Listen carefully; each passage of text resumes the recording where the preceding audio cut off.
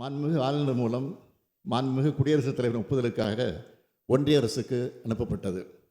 இது குறித்து ஒன்றிய அரசின் சுகாதாரத்துறை, ஆயுஷ் துறை, உள்துறை, உயர்கல்வித்துறை என பல்வேறு அமைச்சகங்கள் கோரிய அனைத்து விளக்கங்களுக்கும் தமிழ்நாடு அரசு உடனுக்குடன் உரிய விளக்கங்களையும் வழங்கியது. ஆனால் இவற்றையெல்லாம் ஏற்காமல் நமது மாணவர்களுக்கு பெரும் பேரிடியாக ஒன்றிய அரசு நமது நீட் விலக்கு சட்டத்திற்கு ஒப்புதலை மறுத்துள்ளது என்ற வருந்தத்தக்க செய்தியை இந்த பேரவையில் கனத்த இதயத்துடன் தெரிவித்துக் கொள்கிறேன்.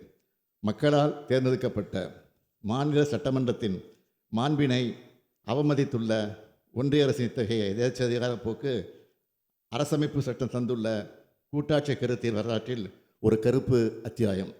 தமிழ்நாட்டு மக்களின் எண்ணங்களையும் இந்த பேரவையின் தீர்மானங்களையும் ஒன்றிய அரசு கருத்தில் கொள்ளவே இல்லை. இதனை மக்கள் கவனித்து கொண்டுதான் இருக்கிறார்கள். மாண்புமிகு பேரவைத் தலைவர் அவர்களே, ஒன்றிய அரசு நமது கோரிக்கையை நிராகரித்திருக்கலாம்.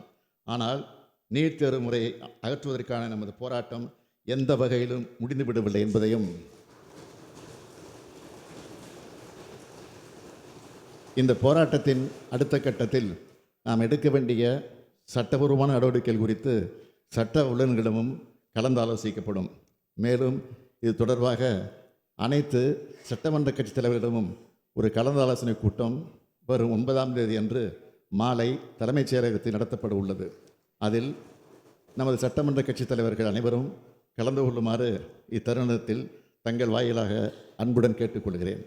தமிழ்நாட்டின் மருத்துவக் கல்லூரி கனவோடு கல்வி பயிலும் லட்சக்கணக்கான மாணவர்கள் மற்றும் பெற்றோர்களின் சார்பாக அவர்களின் கனவை நனவாக்க தமிழ்நாடு அரசு உறுதியோடு சட்ட ரீதியான அனைத்து நடவடிக்கை எடுக்கும் என்பதையும் இந்த பேரவையின் வாயிலாக நான் தெரிவித்துக் கொண்டு அமைகிறேன்.